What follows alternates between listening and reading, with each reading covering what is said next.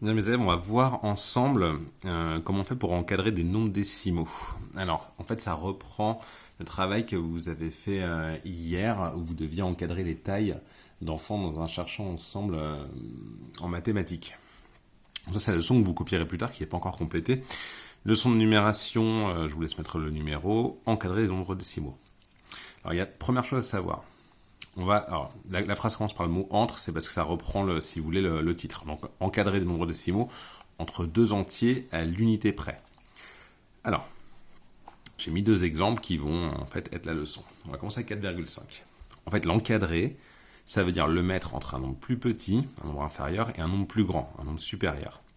Ce qui est important d'avoir en tête, c'est que là, si c'était une consigne, on me demande à l'unité près, donc à 1 près. Ce qui veut dire qu'entre ce nombre-là, le plus petit et le plus grand, il doit y avoir un écart de 1. En général, je trouve que commencer par le nombre de droite, c'est un petit peu plus facile, mais on fait absolument comme on veut. 4,5. Donc là, moi, je travaille à l'unité près. Donc ça veut dire que en fait, je me concentre, si vous voulez, sur les unités. Là, c'est 4. 4,5, il va être, c'est un peu plus que 4 et c'est un peu moins que 5. Et si vous voulez, 4,5, c'est plus petit que 5. En fait, ce que j'ai fait, j'ai pris 4, j'ai ajouté 1, je suis arrivé à 5. Pour le nombre plus petit, là, il y a un petit piège, parce qu'on pourrait être tenté, comme là, on a ajouté 1, de reculer de 1 et de mettre 3. Le problème, c'est que si je mets 3 ici, 4,5, ça sera bien entre 3 et 5, à l'unité près. Le problème, c'est que entre 3 et 5, je vais avoir 2 d'écart. Et moi, je veux que 1 d'écart. En fait, il ne faut pas que je recule jusqu'à 3. Il faut que je recule tout simplement jusqu'à 4. En fait, si vous voulez, j'ai gardé que la partie entière. Et 4,5, c'est bien compris entre 4 et 5. Autrement dit, j'ai encadré le nombre décimal 4,5 entre deux entiers à l'unité près. 4,5, c'est entre 4 et 5. On va faire la même chose avec 9,071. Faut que je trouve, donc là, je me concentre sur le 9. 9,071, c'est compris entre 9 et 10. Et de 9 à 10, il y a bien un d'écart. Attention à ne pas mettre 8 ici, à ne pas trop reculer. Mais on peut aussi apprendre, et on peut vous demander en exercice, d'encadrer deux nombres décimaux au dixième près. Alors c'est un peu la même chose, sauf que là on va se concentrer, si vous voulez, on va un peu resserrer l'écart entre les deux. Donc le chiffre des dixièmes, c'est le premier chiffre après la virgule.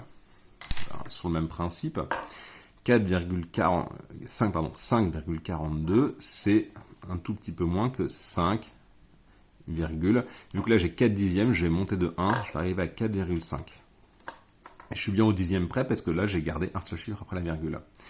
Et pour celui d'avant, alors pareil, on va pas reculer de 1, on va juste enlever tout ce qu'il y a après et on va garder 5,4. Parce que si je recule jusqu'à 5,3, j'aurai un écart trop grand. Et donc là, ce que j'ai fait, c'est que j'ai encadré 5,42 entre deux nombres décimaux au dixième près. Parce qu'entre 5,4 et 5,5, il n'y a que 0,1 d'écart. Un autre exemple, 18,532. Alors là, il y a plus de chiffres pour la virgule, il y a des dixièmes, des centièmes et des millièmes. Mais là, je me concentre sur les dixièmes parce que c'est ce qu'on m'a demandé. En fait, je veux encadrer au dixième près. Excusez-moi, c'est le chat qui renverse ma caméra. Arrête, s'il te plaît. Donc 18,532.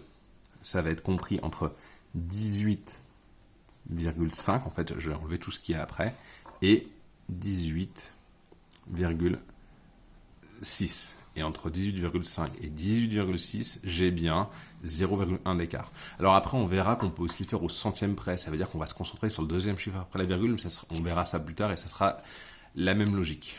Voilà, donc maintenant vous allez avoir la leçon à copier, un exercice à faire. Si vous avez des questions, vous n'hésitez pas à m'envoyer un petit email.